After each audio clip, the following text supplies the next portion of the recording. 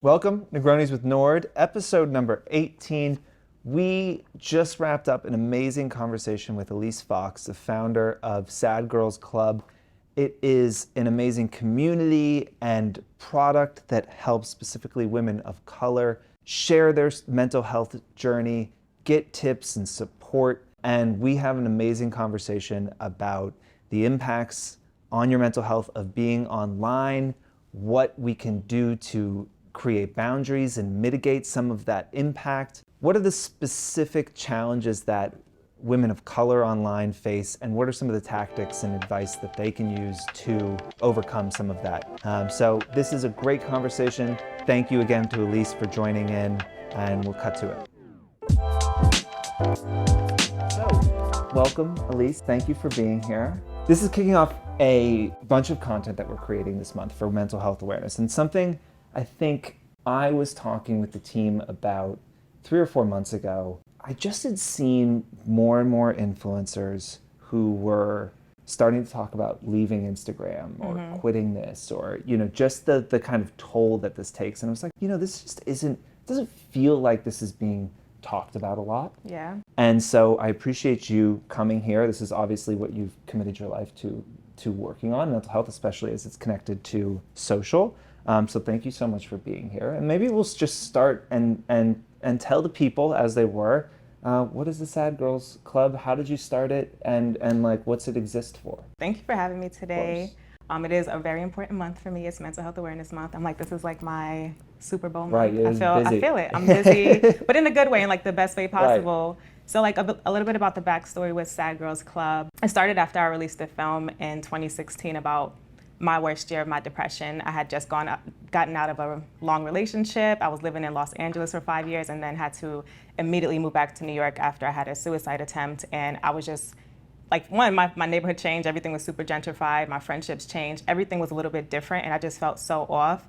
So I would just like want to be a part of parties and events still, but I didn't want people to ask me, why are you back in New York? Like, what are you doing? Where's so-and-so? So I would film everything because nobody talks to like the camera person. No one talks to the person behind the camera, but they still get to experience the event. And at the end of the year, I was like, I'm going to put out this like show off documentary that I did all this cool shit despite my ex and all these things I went through. And then I was like, that's not real. Like, that's so whack if I were to do something like that or just use my brand to do something like that. So I put out a real film that had the same content of me going out to festivals and traveling and doing, like, living my best life essentially, but narrating over those moments. Like, I was depressed during this point. I was having an anxiety attack in the bathroom at this party, and really showing that there is no face of depression. You don't know what it looks like for anybody. And upon the release of that film, there were so many young women who just like saw themselves in my story and were like, can we talk about this? Can I pull you aside? Can I email you? And I just created an Instagram page. I was like, I'm a millennial. Let me create an Instagram page. Everybody will flock to it. And people just shared their stories, and they felt like this was the first space for them to be able to do that. So with SGC, I just wanted to continue creating spaces online and then also offline to show people like we are like all the same, our skin color is different. You know, we all feel the same things, but we need to normalize the conversation first and then take action directly after. And I feel like 2017, that was like kind of early. And like right now, obviously mental health is just something that feels like pretty ubiquitously talked about. Probably less so when you started this in 2017, right? Listen, when I was going through it, I was looking online like, all right, let me find a page for Caribbean women who are going through XYZ, or even just Southern, like I couldn't find any kind of like community online that was for me. And everything I found was so like general, like 1 in 4 suffer with depression and this is what you should do, go for a walk. And it was just really like, it was BS. I was living in Brooklyn, it was winter, and I'm like, I don't want to go for a walk, and that's probably not going to make me feel better. Right. So I essentially I remember just not having a space to feel like I was seen and heard and like understood. So I felt like I had to create it because I couldn't just complain about it not existing, but also having the power to bring people together in such a special way. So I was like, I could just try this out. The worst thing that will happen is it fails, but I kind of hoped it failed. I kind of hope people weren't feeling as bad as they actually are. But it's a blessing to be able to help people in such an organic way. Yeah. And it started, in this really organic way, as you said, like you shared something, there was like a reaction to it, and you felt like, okay, I can kind of create this space for more people to share these stories and to help people out. How is what you're doing changed? How is it the same? What does it look like now? kind of what's the scope of what you're doing with Sad Girls Club? We were like lit for a consistent amount of time, like throwing events, at least one every single month. And then we began traveling and going on the road. And then we held a couple events in London and then Spain. And it was, it was a really good time for us to like see and feel people in different cities and states. But after the pandemic, we had to like really sit back and like listen to our community. There was a lot of misinformation and just information in general. I feel like too much.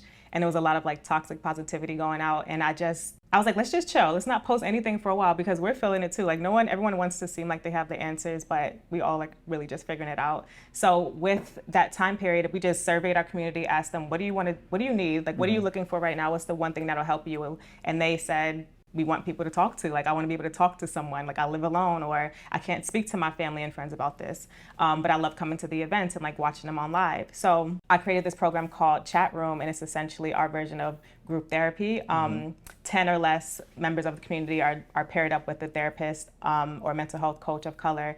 And they get to sit in a room or a digital room for an hour and just talk about something under a specific umbrella theme. And it's like nothing is off limits. And the therapist is there to kind of gradually like not cater the conversation, but kind of move the conversation along. But they always say like, I didn't have to say anything. Like everyone started helping out each other. And the point of it is to show you that you don't need to, some people do need to go to therapy, I understand, but to start your own healing, you don't need to actually like pay for it. You can just talk to a friend and have these open and honest conversations, because the same way you were in a digital room with 9 other people from sometimes different countries and you related to them, imagine how helpful your best friend would be, or even your neighbor next door, just being a little bit vulnerable and showing that side of yourself. Yeah. So people who have like become friends, started bands, they're going out on vacations together because they met through Chat Room. That's incredible. It's cool. And it's free to use? 100% free. Wow. Yes, 100% free. We have sessions. We have 6 every month. Okay, that's incredible.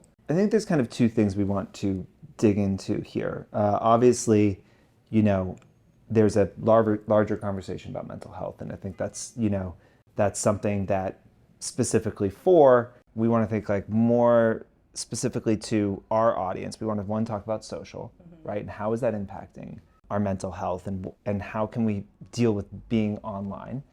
Also obviously you're catering to I think is it specifically women of color? Is it it's like Gen Z, millennial, Black women of color, okay. BIPOC community. How much do you think being online, having your life be online, especially when it starts to become your job, how much is that impacting people's mental health? How often is that conversation coming up in your community? So to begin, I feel like social media is like the newest drug that we don't know how to diagnose anyone with like an addiction to yet. I strongly feel that way because there's no reason why we feel empty without like our phone in our hand.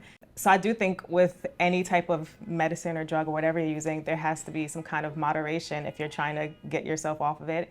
But we don't have that kind of boundary. No one sets that boundary for us. We have to do it ourselves. And a lot of the times there's so many mental health issues that thrive because of social media and because of the comparisons, because of the lack of boundary and use of it. So I always like to, people blame the apps, like Instagram should be shut down, Meta should be shut down, but I'm like, y'all know we use it, right? Like we're creating the algorithm. So if we just pull back and honestly, I take a hiatus every single Sunday. Even Mental Health Awareness Month, I'm like, whatever, it's gonna be late. Sundays, I'm offline because, and I it feels weird being in the world without thinking about Instagram or Twitter or does somebody retweet my photo? I know it was cute, but I really want to go back to when we were the MySpace days. You would take your photo on your digital camera, you'll upload it, and then you'll go outside and have fun. Yeah. We don't do that anymore. So I think that there needs to be more moderation to the social media addiction that is undiagnosed. I don't know, it's a long way of saying that.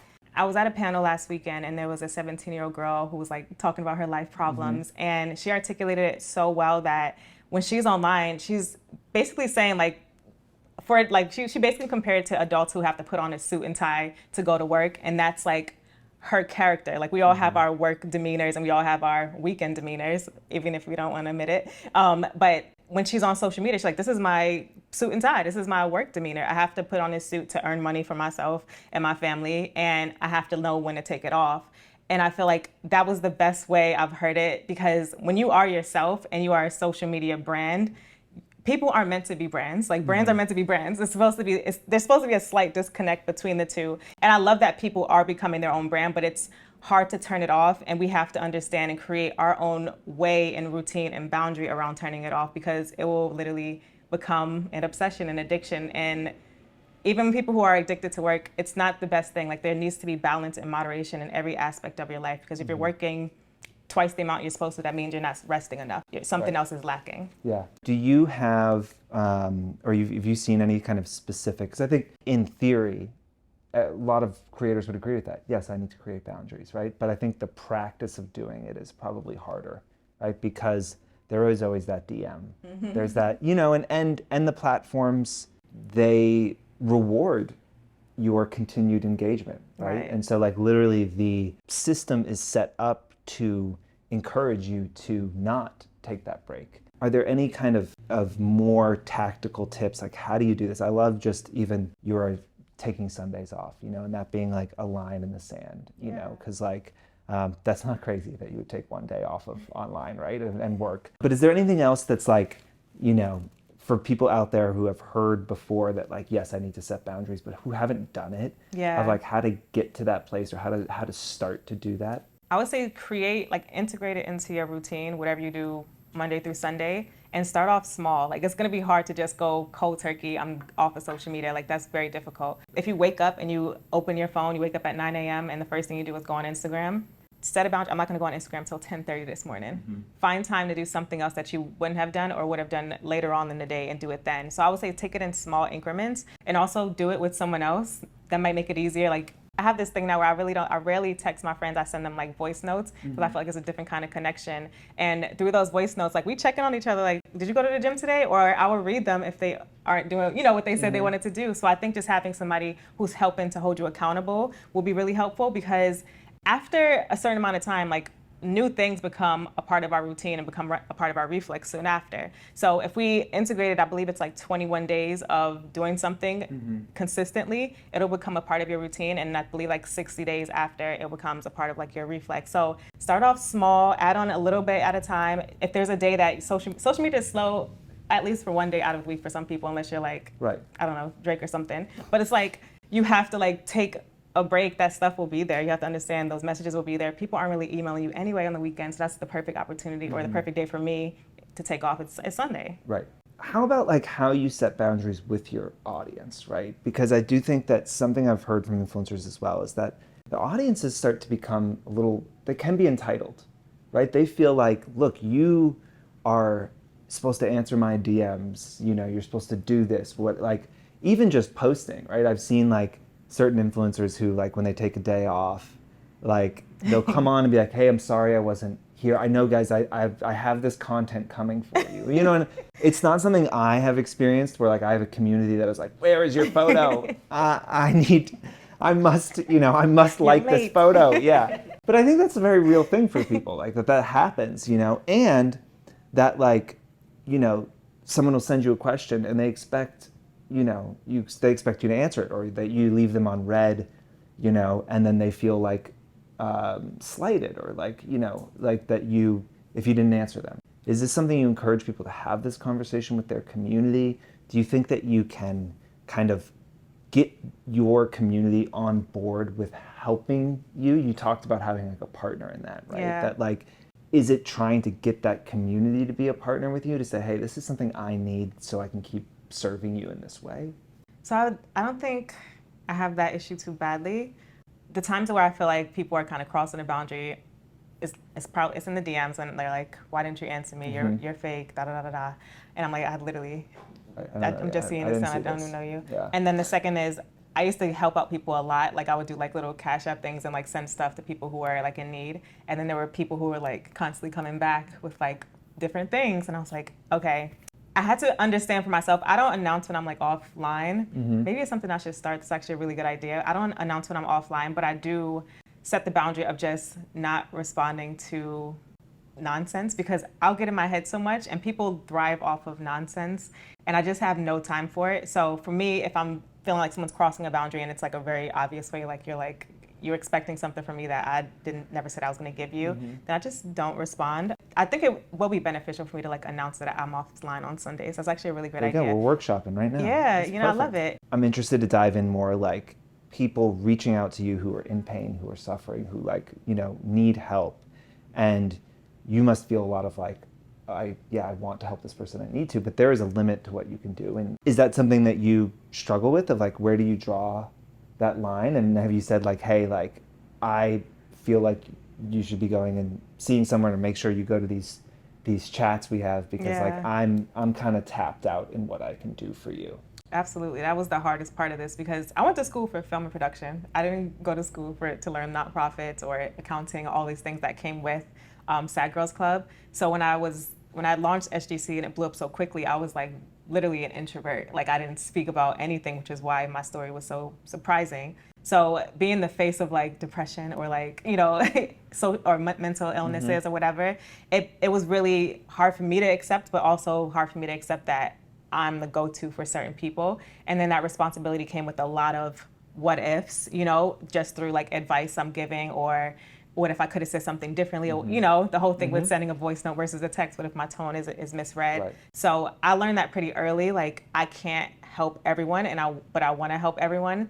And the best way for me to do that is to migrate all of those like personal questions to Sad Girls Club, because we do have answers and like cam replies, and we also have a full team that's working to help people. I need a team for myself, and I'm struggling still. So it's like, it'll do someone else a disservice for me to just constantly give. And it's really hard to like accept, but sometimes I do like tap in and like, I will answer DMs here and there, but I mainly just have people migrate to the SGC page because that's what it's there for. I think it's something that's difficult for influencers, is that like, you have figured out a way to scale yourself, kind of, right? You took this idea that worked, and then you figured out a way to build something around it that you didn't have to do all of it. But I think that is a central issue for influencers, is that like, it is harder to, you know, they can't maybe scale that. They can't productize, you know, their advice or whatever, right? And I think for people that are making money off of it, like, that is your customer, right? Like, you are making money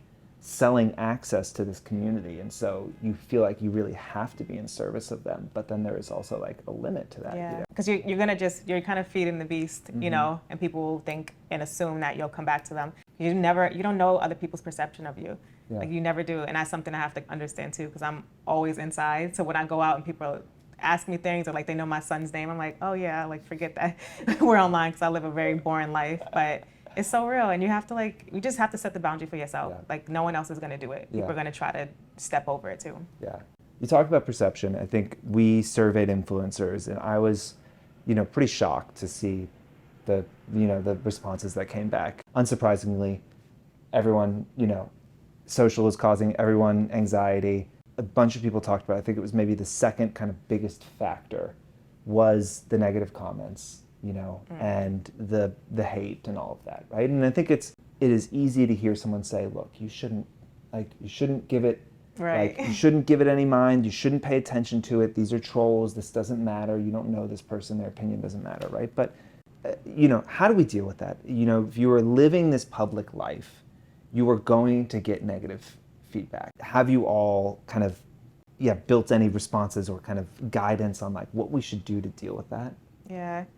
I wish I was more like Lil Nas X, because he's like clapback king, but I'm not. So we basically, on the SGC page, we reply with empathy, because I had to learn myself, like, people say nasty things because they're in a nasty place in their life. I've never been in the best time of my life or even happy and like thought to say some negative or leave a negative comment for someone else. So when we get negative comments, we respond so nicely. My mom used to always say, kill him with kindness, girl, kill him with kindness.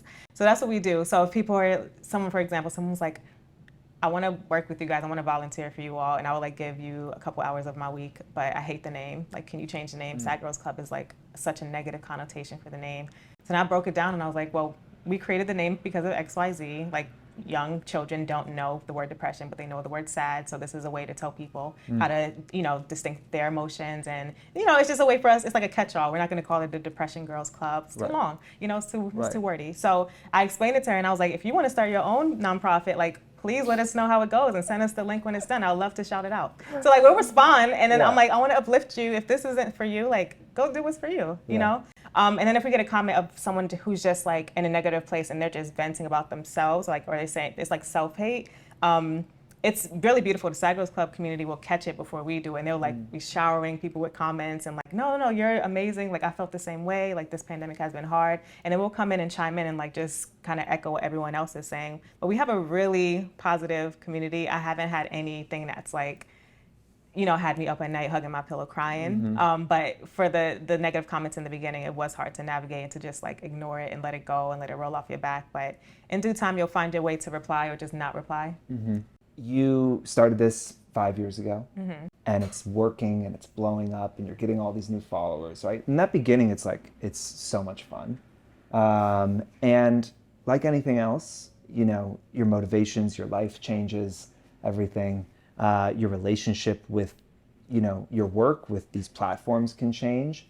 And I think a lot of, when I see people who are like, I want to leave Instagram, it feels like people who've been doing it for 10 or 15 years. Right. Who are just like, I'm burnt out. I can't do it anymore. Yeah. But it's their life, it's their career.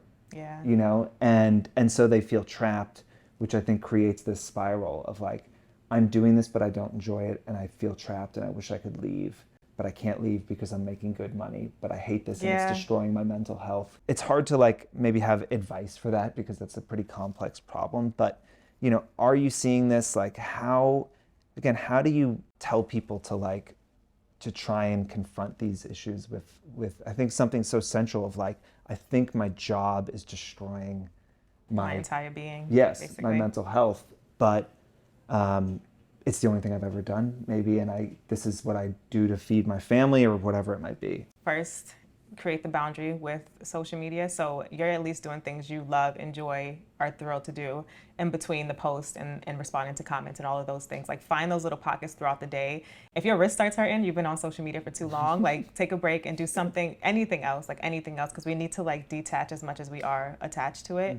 And then second, ask for help. Like I had to really tap in, and I was like, I wasn't making a ton of money at the time, but I was like, I need an assistant. I have a blue check. I'm gonna get an assistant. And it's helped so much because I have one less thing that I have to worry about, and that's like fielding requests. And the request can be from brands or it can just be from someone trolling or whatever. I eliminate that and I have a filter of what I'm actually seeing. So if you need help, even like if it's your good friend, like, hey, can you just help me with my social media for 1 hour out of the day?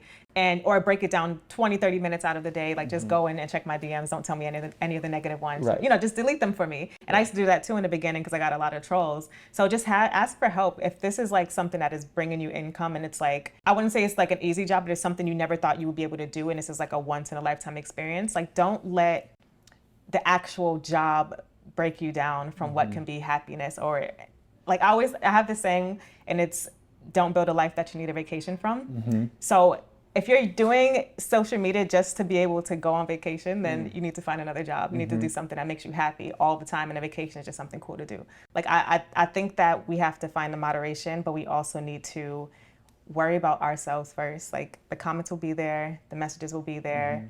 Ask for help, ask for support, and then you can also be vulnerable with your followers too, and like say, hey, I'm gonna take a hiatus. Maybe we'll do no social media Sundays. Who's joining me?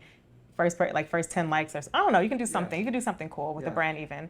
But I think that we have to create ways for us to make it fun so it's not like work. Like to name drop, I love Danye's page because she looks like she's having a damn good time at work. And I'm like, damn, I should work for Fohr. Like I should be doing other things, but she makes her job fun. Like she takes little moments and finds pockets throughout the day, whether it's getting ready for work or whatever, and she finds enjoyment throughout her entire experience. And I think that's what we should all be doing. If we're not having fun with it, like why are we using it? I think that's something we talk about a lot here, that and something that we think makes the company special is that like, if you're not having fun, I think especially with content, like your followers know it. When your heart's not in it. One last question on social. I've been thinking a lot about just what a modicum of like fame does to your brain. I think it generally like rots it a little bit. But I think something that's so hard is one, the public nature of what success is, right? That like, if you have 50,000 followers this year and in a year you have 200,000 followers, your friends are going to look at you and be like, wow, you're crushing it. Right. You have 50,000 this year and 55,000 next year. They're going to be like, oh, you notice it, right? Like, it's like having your bank account public to the world, Right. you know, and that creates a lot of stress for people.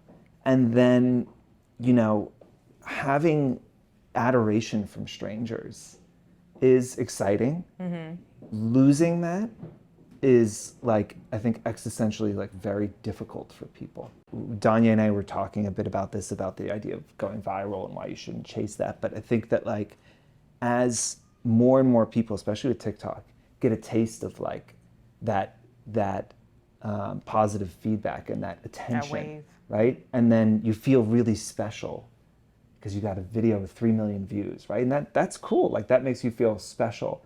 And then the next one gets 5,000. And now your whole view of it is skewed. And now you're unhappy. Now you're chasing that. And now like the thing that used to bring you joy isn't, because it's not like working. Like having attention and then losing it, I think is really hard, right? This is like why celebrities struggle later in life as well, right? It's that like you used to walk down the street and everyone would be like, oh my gosh, right? And then like 10 years later, you're walking down the street and people are like, get the out of the way, you know? And it's like, wow, like my life has changed so much. I used to have this thing that I don't have anymore, and I can't really get it back.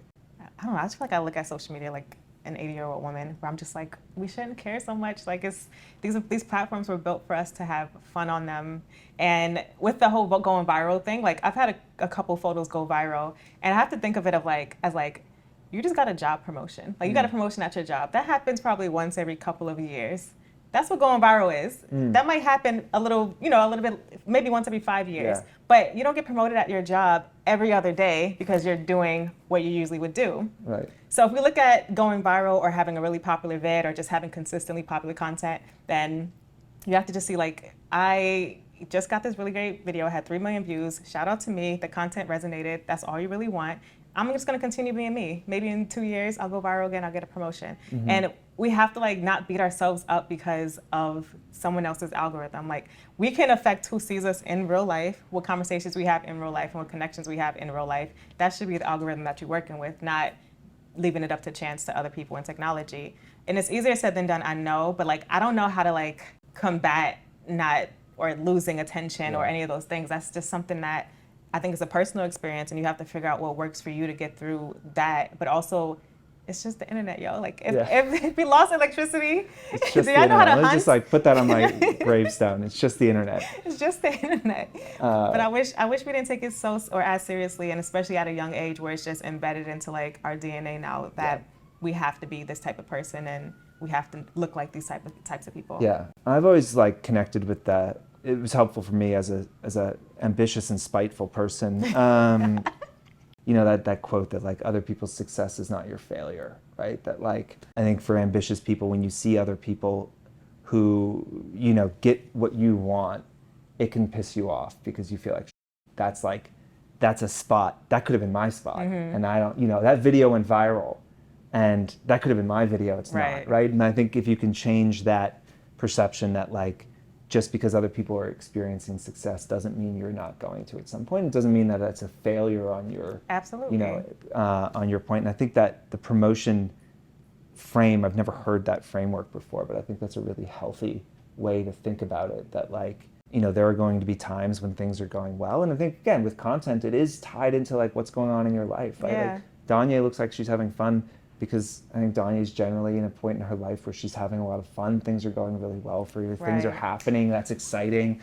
You know, and that might not, you know, to think that that's the feeling you're going to have for the next 15 years nonstop is probably unrealistic, right? There's going to be times when there's not as much going on maybe, or you're not as happy and your content doesn't feel like that. I think maybe being kind to yourself and giving yourself that permission to not always be absolutely crushing it is probably healthy. Absolutely. Like in any aspect of our life, there are highs and lows. Your grades in school, like every other aspect. But at social media, we feel like we should be perfect consistently. And that is just so unrealistic. No one is perfect consistently, even if they edit every little part of their photos. Like there's no way for us to achieve that. So there's no reason why we should be striving or thriving to attain that. Yeah. Let's talk about being online being online as a woman of color. What is the, you know, what are the added difficulties there? What does that like next layer look like? And what are the conversations like in Sad Girls Club specifically around that? So around Black women and mental health, the conversations are really, I don't want to say niche, but I feel like with Sad Girls Club, I really try to pay attention to what's going on in the culture of Black people and really use those moments to amplify what our mission is. So if there's something like when Ye was breaking down and having his moments, we were like, so let's talk about this. You know what I mean? We really try to just make sure that people feel seen and also call out things while everyone else is bashing him and calling him crazy and like saying all these things. It's like, no, wait, what if he's actually having a mental breakdown? Like, how could you, like, have you seen this before? What does this look like for you? Which helps like kind of like give reason to the nonsense that's out there. Like we can kind of combat negative stories or stories that aren't being told. When Chesley passed away, we were like, let's talk about this. Like, let's have a conversation about how real this is, that she lived in Manhattan and this happened. I want to say it's a really niche group because we pay attention when the news comes out and it hits. I'm like, why isn't this everywhere? I'll go on like the Explore page and I won't see anything about it. But I'm like, I have to create that now. Like I have to create our own like Explore page for Black wellness and mental health. And the conversations are really, like I said, we have a really good group. People are generally like very open and vulnerable and are down to share their experiences because I feel like a lot of times people are like, I'm holding this in. Oh shit, they're just, just open up the cap and they just like unload. And sometimes it's a paragraph. Sometimes people run out of space and they have to do like 3 comments. But I'm like, no, like bring it on. Like this is why we are here. So I would say being Black online it's interesting because you just see everything you do be stolen and replicated and just like, I don't know, it's weird. It's actually very odd. But the good part, the brighter side of social media is that I could find my people and I could find girls who are very similar to me within the Black community who are down with wellness. We are down to talk about their mental health and how wild and crazy their mothers were growing up. And it's like this shared experience that I wouldn't get anywhere else if the internet didn't exist. Yeah. Since the murder of George Floyd, there's been a lot more attention on the Black creator community. We saw a huge spike in brand interest and the money that was being spent in that community and just making sure that campaigns were more fair and diverse. And there was an extra level of strain. This is something Danya and I were talking about. And I think the pricing, when we were talking about pricing, it was like sometimes a brand wants to work with you as a creator. Sometimes they want to work with you specifically as a creator of color to make a statement about their brand or about race, and you should charge a different amount for that than you do if it's just, they want to use you as a creator. So how has the last few years changed the conversation? Obviously, it's, we just had the tragedy in Buffalo. It seems that the tragic events, especially around the Black community in America, just are pretty relentless. It's difficult to, I think, be a public person who also has to deal with this trauma while going out and doing sponsored posts for brands. So what is that, conversation, like how often is that conversation coming up and kind of how has the last 2 years shaped the mental health conversation in the Black community? I feel like the last 2 years have they've obviously been hard. And there's been a lot of brand awareness, I guess I would say, for Black creators. And it's interesting because Sad Girls Club raised the most it's ever raised after George Floyd was murdered. And I really chalk it up to like brands are finally putting their money where their mouths are. Like for the first time, you can always just pledge X amount of dollars once a month and like do that every few years and like feel good about yourself. But I think people are holding brands and agencies, all of these places accountable, and people in general, individuals in general. So with that being said, like I feel like Black creators are like, no, you're gonna pay my full rate. Like before I used to be really, can I have this please? Can I have more? And I'm like, no. And now I'm saying I'm gonna put it on the table. And like, if you say no, like we can negotiate, but that's like a strong figure that I'm putting on the table. We gotta have to get as close as possible to that, or you can find someone else to do it. If you wanna use my voice, if you wanna use my platform or my, whatever I'm bringing to the table to help out your brand, like that's gonna come with an additional cost because it is emotional labor. It is an extra, I'm putting myself on the line. What if your brand like messes up again, then my word is really trash. So I have to really believe in what you're doing. I have to understand what you're trying to use me for because everything is an exchange, right?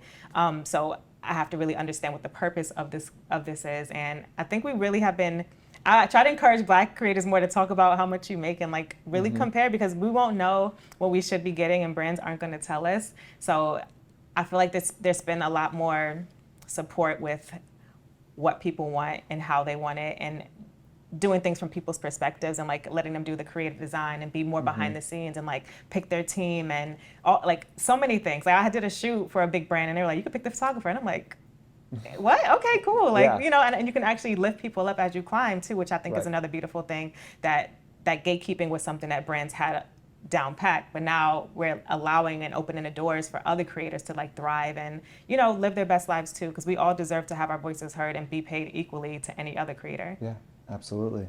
Outside of obviously following you all on Instagram, you know, if I'm seeing this and I want to be involved, I want to be able to use the services, like what do people need to know? Where do they need to go? How does it all work? Yes, so we just got a brand new site this year, Congrats. sadgirlsclub.org. Thank you. And we have all of our programs list, all of our upcoming events are on there. We're actually hosting a really big summit this weekend, but if you aren't in New York City, we're actually announcing that we'll be on tour this summer. Oh, nice. The Summer of Sad Girls Tour is going to hit 8 cities in the U.S., and then we're going I'm to stop excited in for that London. merch. Oh, the merch is sick. Yeah, We already have it down pat. I need to get a T-shirt because there's a Sad Girls Club here at the office that I'm a founding member of, but it's more like people that like sad girl music. But I definitely am going to need the merch. That's Got super you. exciting, and you love to be on the road, to get in front of people, right? I do. I miss it. I'm happy Yeah. we're able to see people in person again, and like we'll be entering some new cities, new territory. So excited to Amazing. just meet some Well, new people. I'm super impressed with everything you've done. I love this, and thank you so much for sharing the insights. And you know, again, I think this is a topic that's not talked about enough, and I appreciate you coming and shedding some light on it for us. Thank you. Thanks for having me. Thank you. Thank you so much to Elyse. Thank you to Sad Girls Club. Make sure to check them out on Instagram. Check them out online. If they're coming to your city this summer, make sure you go to one of the events. And I personally will make sure to share when I get some of that merch. Drop some questions in. We're going to be continuing to talk about mental health this month and beyond this month. So any questions you have on mental health or otherwise, drop them in the comments, DM us, whatever it might be. We will see you all next week.